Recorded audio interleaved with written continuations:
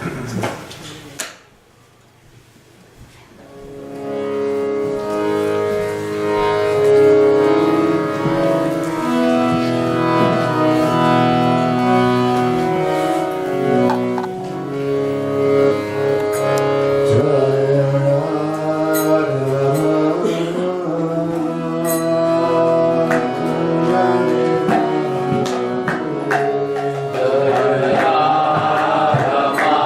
Radha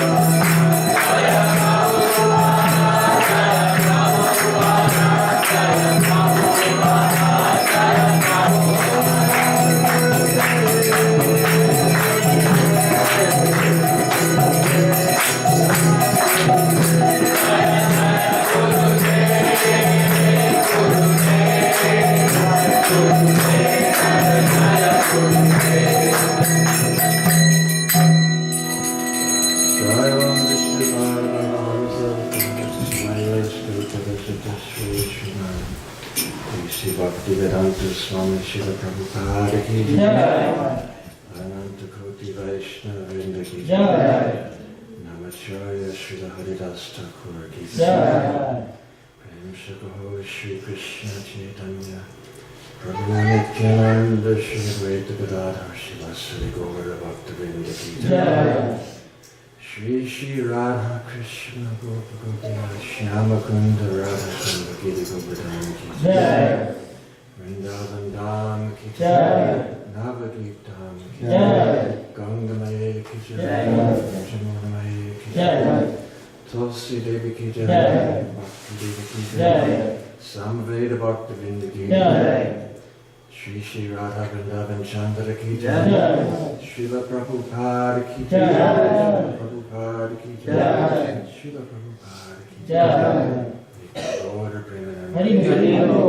All glory is to the Son. All glory is to the Son. All glory is to the Son. All glory is to Shri Guru and Shri Guru.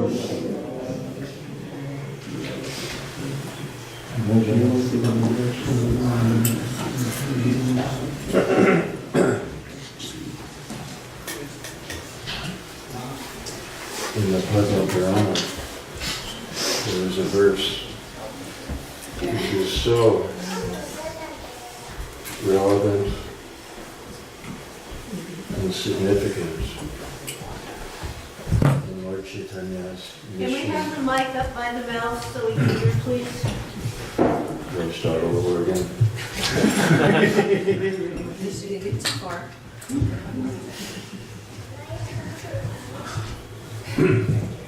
In the Padma Purana, there is a verse which is so important and integral and essential to Lord Chaitanya's mission, which includes Srila Prabhupada's mission, that is repeated, echoed in Sri Chaitanya Charitamrita. The verse is, Nam Chintamani Krishna Chaitanya Rasa Vigraha Purna Shuddho Nityamukta Vinatvam Nam Namino. It means that, translation is, the holy name of Krishna is a transcendental touchstone. Nam Chintamani Krishna Chaitanya, living, dynamic. Chaitanya Rasa Vigraha, the very form of transcendental mellows, which, in case anyone doesn't understand, mellows, rasa, Sanskrit rasa, translated as mellows, which means the mellow taste of the varieties of relationship with the Supreme Lord. Nam Chintamani Krishna's Chaitanya Rasa Vigraha Purna, complete, Shunya, without any material contaminants. Purna Shiro Nityamukta, eternally liberated, transcendental. Vinatvam Nam Namino is non-different. The holy name is non-different from the Lord Himself. And that is why we can feel the same qualities of Krishna in the sound of His holy name, which is eternal, full of knowledge and bliss. The very first verse of the Bible, Genesis, says, in the beginning was the Word.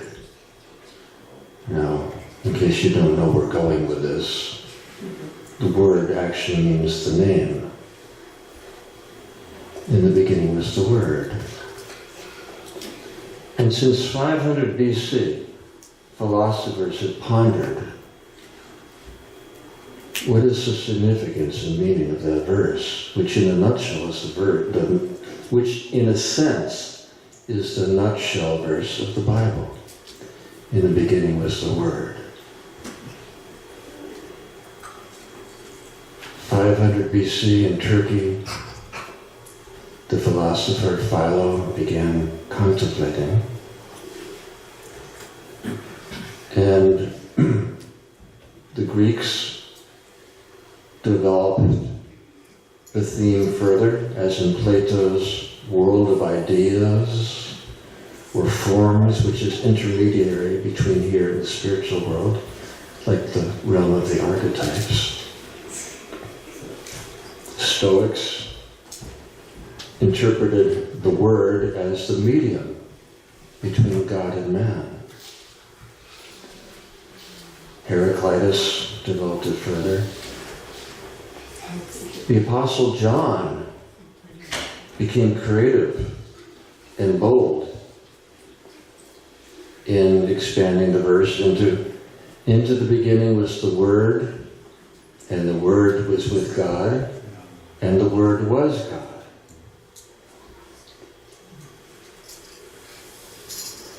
Srila Prabhupada commented on that verse. And basically he said that the parallel in the Vedas is Nam Chintamani Krishna's Chaitanya Rasa Vigraha Purna Shiva Nityamukta Vinatvam Nama Namino. So philosophically and objectively speaking, there is no difference between the Lord and the sound of His name. Because in the spiritual world is absolute. That means there's not the duality of the name and the person and the form and the character. They're all integrated into one truth.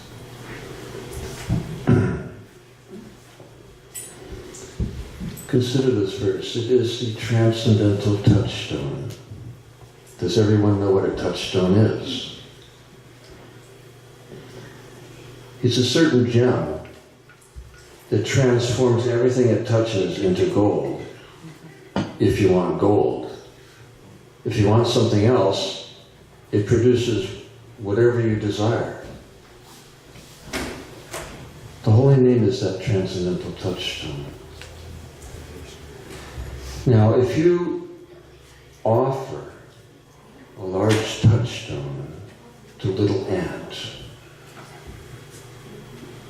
he's not going to be grateful for your gift.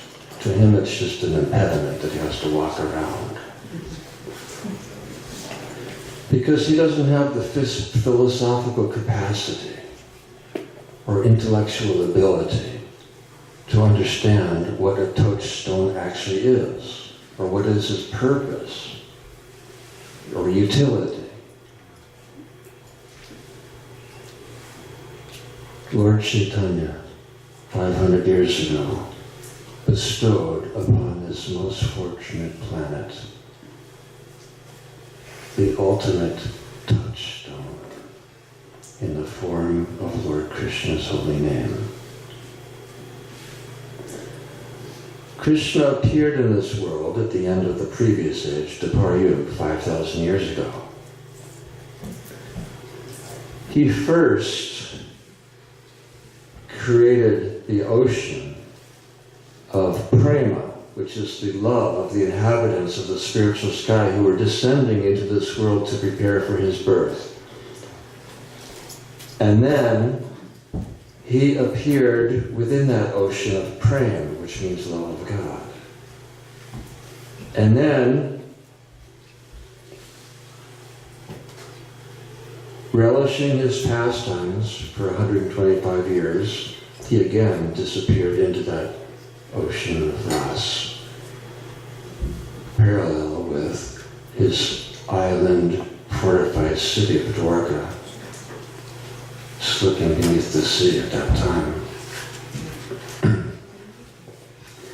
Lord Krishna revealed what is the nature of the spiritual world and pure, loving relationships He revealed it. He did not distribute it. And after concluding his pastimes in this world, he began to reflect, and he could almost say lament in the transcendental sense of the term, that I revealed. Krishna, he revealed the nature of pure loving relationships. And he was thinking that desirous of attaining such a state of eternity, knowledge, and bliss, people will follow the ordinary religious principles called Yuga Dharma, which take you to Vaikuntha, the majestic feature of the spiritual sky. So Krishna has his own forest abode, Vrindavan.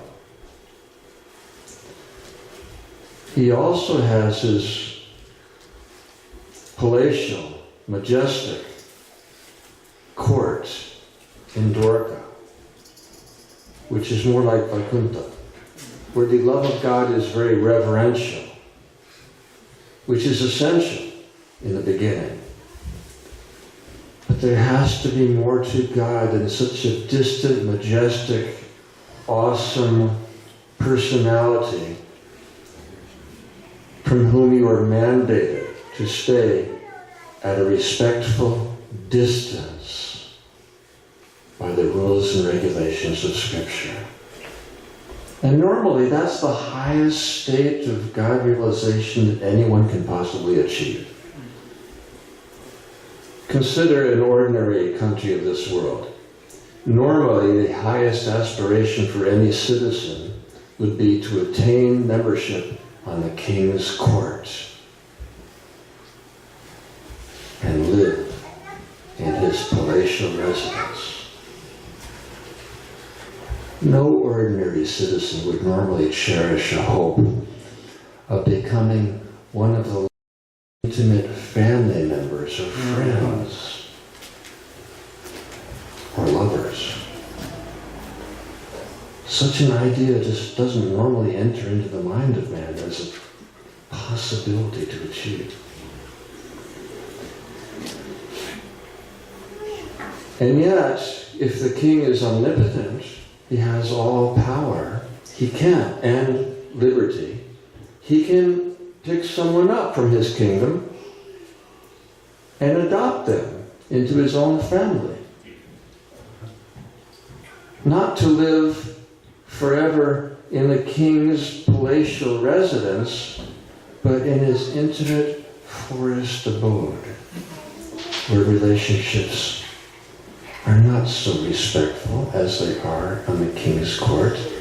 And it's not that they're disrespectful, because they're beyond the point of respect, where pure love just deludes both the jiva souls into Krishna, into forgetting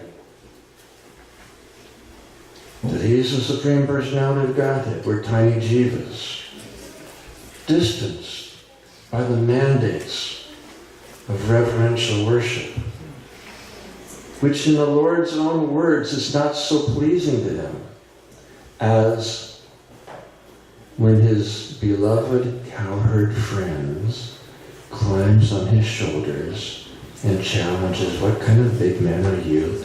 You and I are equal.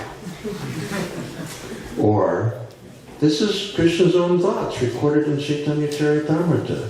When my beloved reproaches me in a sulky mood, that steals my mind from the reverential hymns of the Vedas. Now, in reverential worship, you can't go on the altar and climb on the deity's shoulders and say, what kind of big man are you? You and I are equal. That is what you would call aparad. Means you will be distanced from Radha, meaning the process of worship.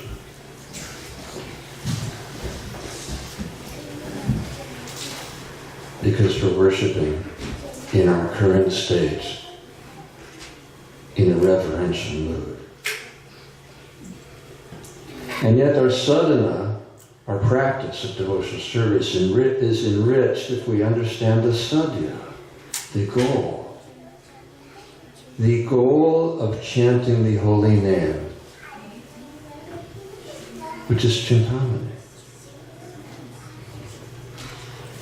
For that little ant, which is us, who can't understand the value or the utility of the Chintamani jewel, which is the holy name.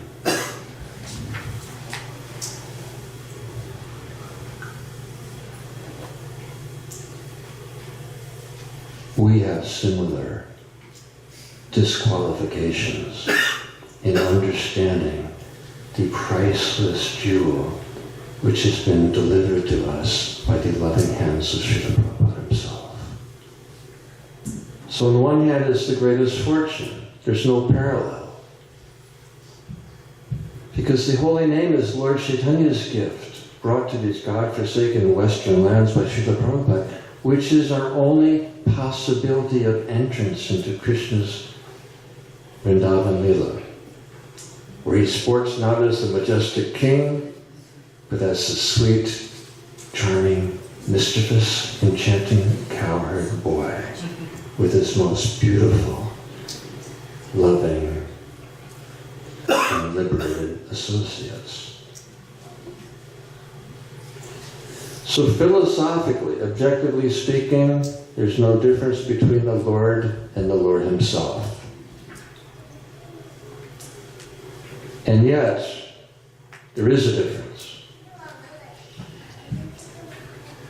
Because in worshiping the Lord, there are so many rules and regulations to keep us in a reverential mood.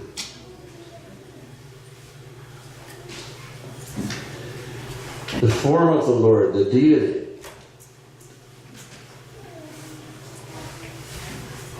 considers our worship in times of time, circumstance, purity or lack of it, qualification or lack of it. The holy name is different. Since the holy name of the Lord is specifically involved in delivering suffering souls from this world and taking them back to Godhead,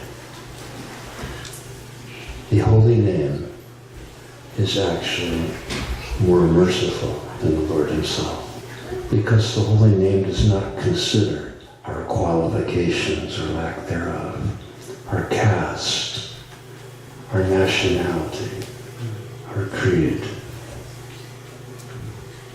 The holy name descends to dance on the lips of even foul-mouthed and omnivorous persons, and in so doing, to instill upon their hearts pure, intimate love of God. That is our greatest fortune that Srila Prabhupada has brought us, that Chintamani gem, which also has potential misfortune. If we take the holy name, which we seem to produce with our own tongue, and hear with our own ears, and therefore we have the free will to take the holy name to be just like any other vibration or word or name of this world. And that would be our greatest misfortune. Because the holy name is so freely and indiscriminately available, it could potentially go the way of so many lesser wonders and treasures and blessings of this world. If you go to the market and the vendor asks a slightly higher price for your apple than the day before, you're surprised. But that apple contains within itself so many seeds that can produce so many more apple trees with so many more fruits consider. Or you go into a museum and you see the masterpieces of sculptors and you marvel. But do you acknowledge that all around us, every day, countless sparks of consciousness enter into some woman's womb to develop and take birth and grow and develop relationships and achieve accomplishments, and then one day just disappear to go who knows where? Who is that master sculptor? And his craftsmanship has the ability to think and feel and hope and desire and love, most of all. There are so many wonders even in this world, reflecting something greater beyond themselves. But there's no parallel to the great ocean of hope in Lord Chaitanya's Leela, of which Srila Prabhupada plays a very integral role.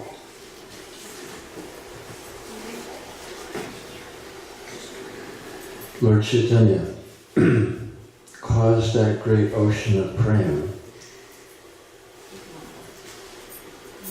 which Krishna revealed 5,000 years ago, to undulate and expand in waves, creating such a surcharge of devotional energy in this world. It's like jasmine flower petals just flowing in the wind like waves and falling everywhere. He spread the glories and love for Krishna in the form of his holy name. And then Lord Chaitanya disappeared.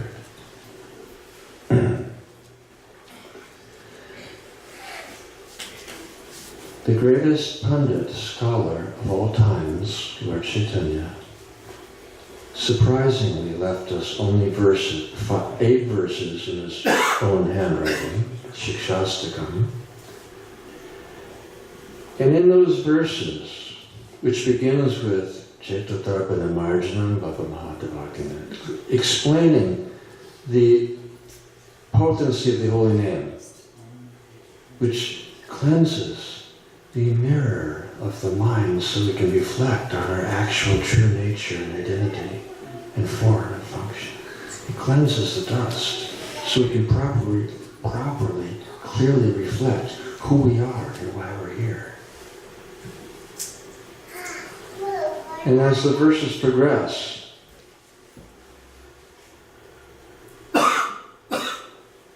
after firmly establishing the good fortune of this world in receiving the priceless gem, Chintamani, of the holy name, that is our greatest fortune. Now the Pandit Nimai, he practiced a strategy in challenging his philosophical opponents. First you establish your thesis, then your antithesis, and eventually your synthesis. So his premise is, we have received this most priceless touchstone. That's our great fortune. To understand the antithesis, our greatest misfortune. He cries out as the verses progress in a tearful voice, praying to Lord Sri Krishna. Etadrishita kripa bhagavan mamapi durdaiva midishana haji nanuraga. Lord Krishna, you are so gracious that you have offered this unprecedented, unparalleled blessing upon this world by appearing in the sound of your holy name. But I am so unfortunate that I have no attraction for the holy name. And if anyone has ever experienced this, consider what would be the cause of our great misfortune in not developing love for the holy name, which is the perfection of human life. Because the holy name is readily and freely available anywhere, on the one hand. On the other hand, we take it for granted that we're producing the holy name by the movement of our own lips. And therefore, it's just like any other sound or name or word in this world. And yet the truth is that there's a complete difference. The syllables of the holy name are available anywhere. For a mantra to have spiritual potency, it must be received in parampara, from a bona fide spiritual master. And why? Anybody can sing or give you the Hare Krishna mantra. But where do you find that sublime spiritual potency living and breathing and extending his love through the sound of his holy name? That sublime spiritual potency is the role of the spiritual master. If we take the holy name as ordinary, we hear the holy name being sung, we register with our conscience that we register with our mind that these devotees are in Sankirtan. But this is the reality, the blessing, the grace unfolding before us. Does it ever really enter into our consciousness from where it might touch our hearts and awaken some actual love for the holy name? The actual holy name, there is shadow of the holy name, Namavas. And then there's Shuddhanam, the pure touchstone form of the holy name. It's not produced, it's not part of this world. He descends from Goloka Vrindavan to dance upon the lips of his pure devotee in this world. And that pure devotee has the potency, if our ears are open and our hearts are welcoming, to breathe that holy name into our hearts, to awaken our love for Krishna, revive our dormant soul from its comatose condition of material life, and award the supreme goal of life and going back to home, back to God.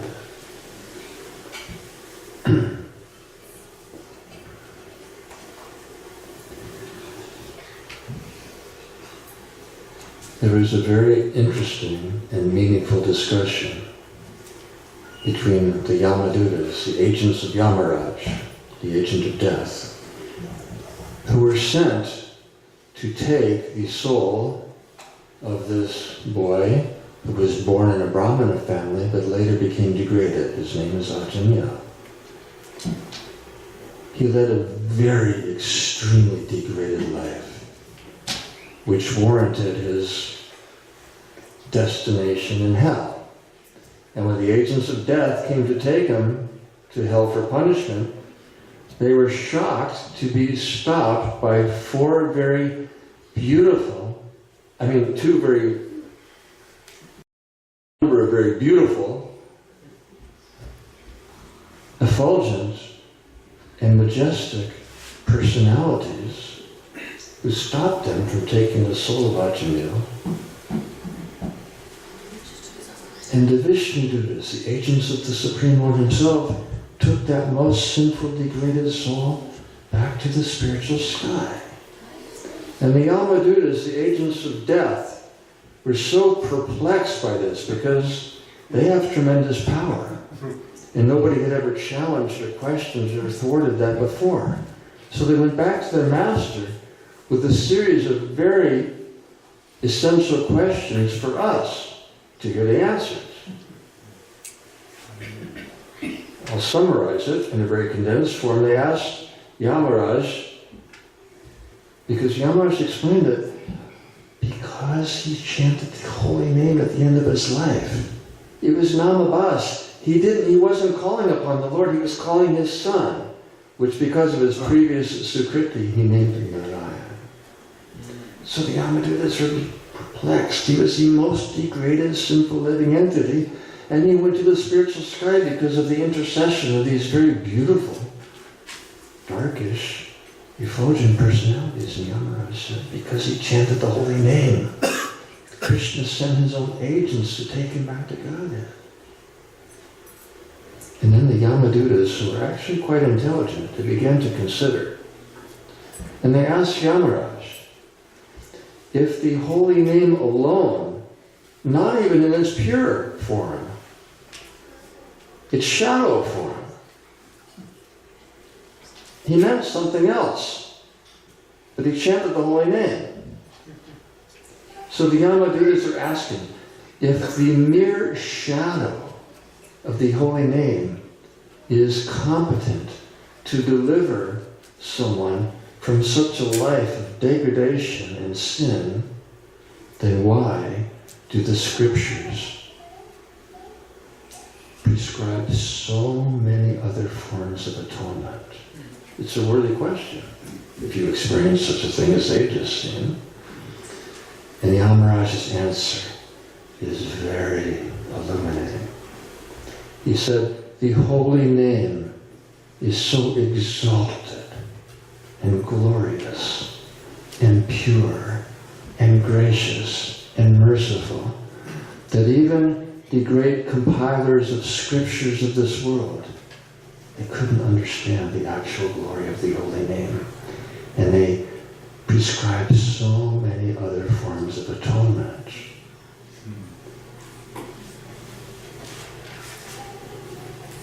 So if demigods, Gandharvas, Charnas, Vidyadharas, and human beings do not have the ability to comprehend the glories of the holy name, what is the hope for us? It requires some exceptional grace and blessing. And that came to this world in 1965.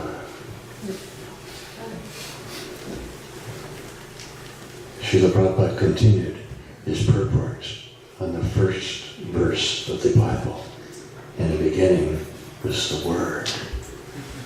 And Srila Prabhupada said it in John's elaborated form. And the Word was with God, and the Word was God. Srila Prabhupada gave a brief purport to that verse, basically saying that the parallel in Vedic scriptures, Nam Chintamani Krishna Chaitanya Rasa Vigraha Purnashoda Niti Mukta Vinatvam Nama Nama Nama. Srila Prabhupada came.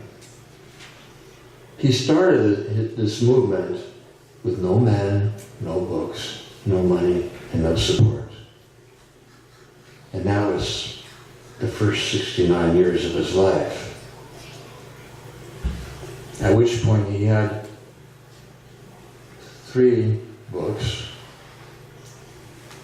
Srimad Bhagavatam, still no money, no man, no support, as he boarded an old, weather-beaten, gray cargo ship.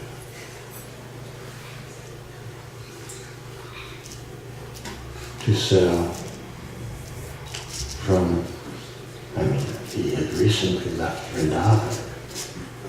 He was in the spiritual sky. He left to come to New York. It was always my impression that New York is not different from hell, but then somebody from New York told me that no, The Bowery is hell. New York is glorious. The Bowery is hell. That's where Srila Prabhupada ended up. And that verse, which has baffled Western theologians for millennia, how is it that in the beginning was the Word was with God, and the Word was God? Everything in spiritual life begins with the name of the Lord. And even in other Yuga Dharmas, where there's other forms of prescribed religious principles, Satya Yuga, meditation, Treta Yuga, fire sacrifice, Dwapara Yuga, deity worship, Kali Yuga, chanting the holy name. And yet, Srimad Bhagavatam tells us that all the benefits of these other religious principles are surpassed in the mere chanting of the holy name.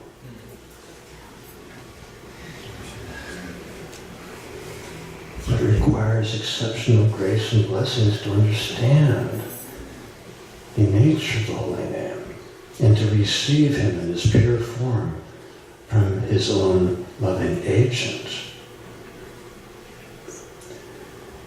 In the beginning was the Word. There was nothing else. Somewhat like the nutshell verse of the Bhagavatam, where the Lord says that in the beginning there was only me, there was no creation. During the time of creation, the only reality is me, and after annihilation, the only truth remaining is me. Biblical version, in the beginning was the Word. Srila Prabhupada came here with the Word in the form of his Guru's instructions, which was to take the holy name to the Western world, and the holy name. He sat in Tompkins Square Park with no men, no money, and he simply chanted Hare Krishna. And all of ISKCON has developed from the sound of that holy name and the words of Guru telling Srila Prabhupada, spread this mission of Lord Chaitanya to the Western worlds.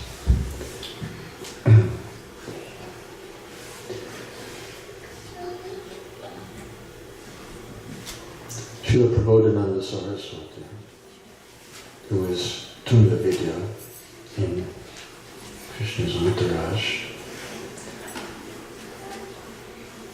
has a remarkable ability of condensing vast scriptural truths into very concise verses.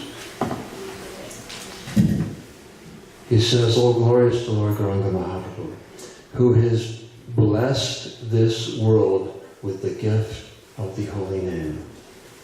That holy name, which awards the most esoteric form of love of Godhead, meaning pure, confidential, intimate, loving exchange with the Lord. That holy name, which conveys the most esoteric form of love of Godhead, is not achievable by the faithful followers of Varnashram Dharma in the Vedic system, or the perfect followers of Yuga Dharma, sacrifice, meditation, deity worship. Not attainable by Varnashram's Dharma, or sacrifice, or prayer, or renunciation.